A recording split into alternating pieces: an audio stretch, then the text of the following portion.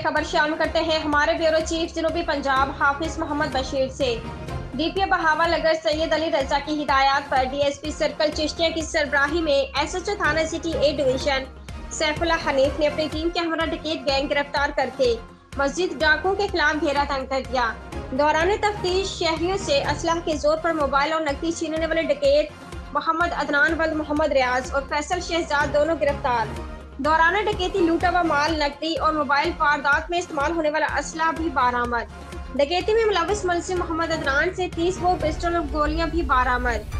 थाना city police ने मुलजमान के खिलाफ नाजायज असला रखने का भी मुकदमा दर्ज करके पाबंद सलासल कर दिया।